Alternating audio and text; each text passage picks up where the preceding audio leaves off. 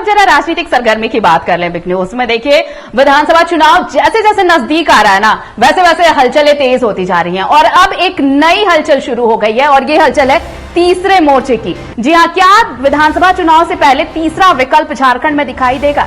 ये सवाल इसलिए है क्योंकि तीसरे मोर्चे की तैयारी हो रही है। आपको बता दें कि विधानसभा चुनाव से पहले ये तीसरे मोर्चे की तैयारी शुरू हुई है। जयराम महतो, लोबिन हेम्ब्रम और अरूप चटर्जी को तीसरे विकल्प का न्योता दिया गया है और ये न्योता किसने दिया है? सूर्य सिंह बेसरा ने। तो दो, अभी देखिए सीधे सीधे आप पक्ष विपक्ष को देखिए, इंडी गठबंधन और एनडीए को देखिए, लेकिन क्या ये जो थर्ड फ्रंट है वो यहां पर कारगर सिद्ध हो पाएगा? क्या थर्ड फ्रंट बन भी पाएगा जो सूर्य सिंह बेसरा ने एक पहल की है? तो क्या सब एक साथ आ पाएंगे तीसरे विकल्प के लिए? ये बड़ा सवाल है। लेकिन हाँ, सरगर्मी शुरू हुई है, ये हलचल तेज हुई है कि शायद झारखंड में भी तीसरा विकल्प देखने को मिले आने वाले दिनों में।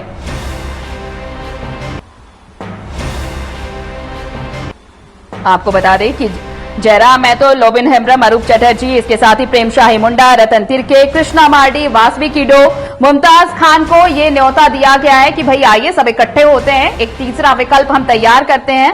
और ये तीसरा विकल्प, क्या वाकई ये विकल्प सामने आ पाएगा? सबसे बड़ा सवाल तो ये है। लेकिन अगर ये तीसरा मोर्चा बनता भी है तो क्या ये कारगर होगा झारखंड में?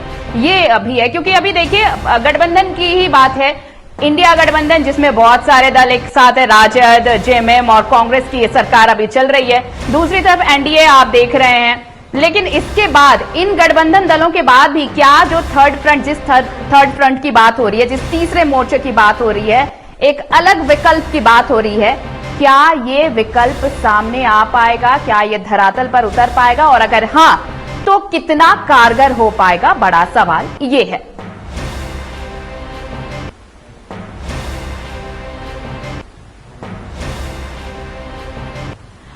सहयोगी अभिषेक भारती इस वक्त हमारे साथ जुड़ चुके हैं फोन लाइन पर। भारती, देखिए ये ऐसे भी सहयोगी दल ही सरकार में रहे हैं, एनडीए रही है जब तब, और अभी जब इंडी गठबंधन चला रही है सरकार तब, लेकिन इसके बाद अब एक तीसरे विकल्प की तैयारी शुरू हो गई है।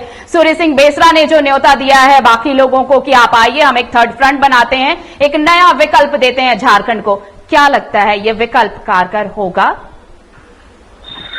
आरती, सूर्य सिंह बेसरा नो डाउट बहुत एक्सपीरियंस राजनीतिज्ञ हैं, झारखंड के पुराने राजनीतिज्ञ हैं। लेकिन जैसे आप और बाकी औरतें जो हैं वो शादी के समय जिस तरीके से नए नए कपड़े निकालती हैं तैयार होने के लिए, बिल्कुल उसी तरीके से चुनाव से पहले सूर्य सिंह बेसरा एक्टिव होते हैं हर बार एक तीसरा मोर्चा तैयार करने के लिए। लोकसभा चुनाव से पहले भी इन्होंने तीसरा मोर्चा की कवायद की, फिर अचानक से इनको क्या हो जाता है वो तीसरा मोर्चा आज गायब हो जाता है। उस तीसरे मोर्चे का कोई अस्तित्व नजर नहीं आता है। आपने लोकसभा चुनाव से पहले आप याद कीजिए, एक प्रेस कॉन्फ्रेंस इन्होंने प्रेस क्लब में की थी। उससे पहले पिछले विधानसभा चुनाव में भी इन्होंने एक प्रेस कॉन्फ्रेंस की थी और एक तीसरे मोर्चे की कवायद शुरू की थी। उससे पहले जो 2019 का जो लोकसभा चुनाव था उससे पहले भी मैंने तीसरा मोर्चा की बात की थी। तो वही मैंने कहा कि शादी गुजरती है और उसके बाद वो कपड़े उतर जाते हैं, फिर अपने जो रोजमर्रा के कपड़े होते हैं वो पहन लेता आदमी। बिल्कुल उसी तरीके से सूर्य सिंह बेसरा हर बार चुनाव से पहले कोशिश करते हैं कि भाई एक तीसरा विकल्प हम देंगे, तीसरा विकल्प हम देंगे।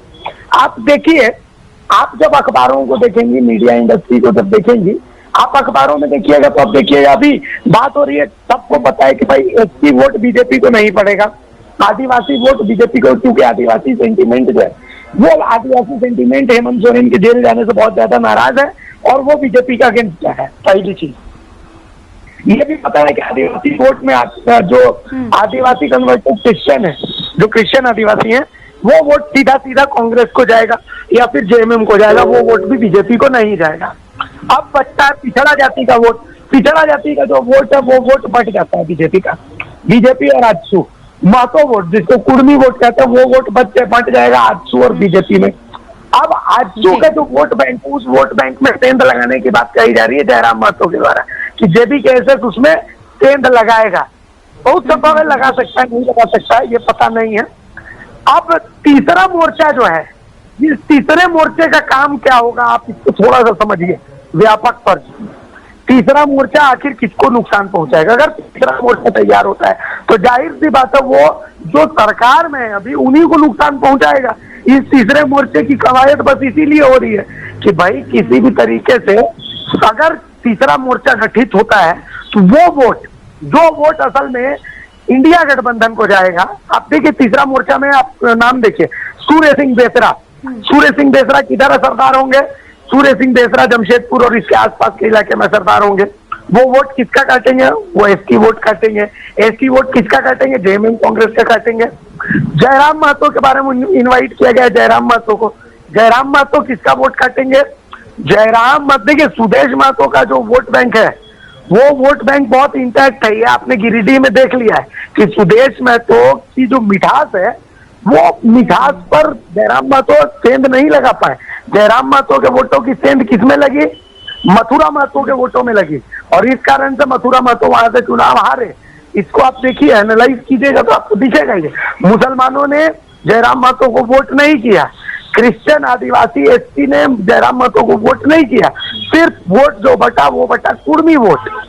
तो जयराम महतो अगर प्रेम साही मुंडा को इसमें इन्वाइट किया गया। प्रेम साही मुंडा किधर अपना जो पकड़ है वो रखते हैं रांची और इसके आसपास के इलाके में। उनका वोट बैंक कौन सा होगा? उनका vote bank ST vote bank होगा। जेएमएम का जो वोट बैंक है, कांग्रेस का जो वोट बैंक है। इसके बाद उन्होंने मुकुंद नायक को बुलाया। मुकुंद नायक का वोट बैंक कौन होगा? पिछड़ा वोट बैंक जो जेएमएम और कांग्रेस को जाएगा। तो जाहिर सी बात है इस तीसरे मोर्चे का अगर अस्तित्व शुरू होता है, ऐसे तो बहुत संभावना नहीं नजर आती इस तीसरे मोर्चे की। हर बार ये तीसरा मोर्चा बनता है और गायब भी हो जाता है, लेकिन अगर ये तीसरा मोर्चा बनता भी है तो ये जेएमएम कांग्रेस आरजेडी के गठबंधन को चोट पहुंचाने वाला मोर्चा होता है। जी आरती जी,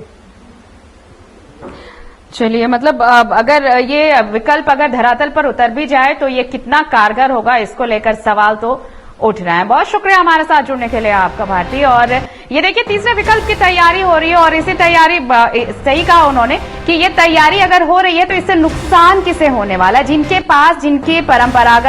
पास उनका परंपरागत वोट है, किनके वोट बैंक में वो सेंध लगाएंगे? बड़ा सवाल यही है। लेकिन इन सब के बीच सियासी सुगबुगाहट तो तेज होती जा रही है। विधानसभा चुनाव का ऐलान कभी भी हो सकता है, और इस ऐलान के बाद आप देखिए ये जो तीसरे विकल्प की तैयारी की जा रही है, तीसरे मोर्चे की तैयारी की जा रही है, क्या वो धरातल पर उतर पाएगा? और अगर अगर सूर्य सिंह बेसरा इसमें सफल हो भी जाते हैं, जो नाम है जिनको शामिल करके ये थर्ड फ्रंट पर लाना चाहते हैं, अगर वो कामयाब भी होते हैं कि थर्ड फ्रंट है, तो वो कितना सफल होगा, ये सवाल जरूर है सबके जहन में।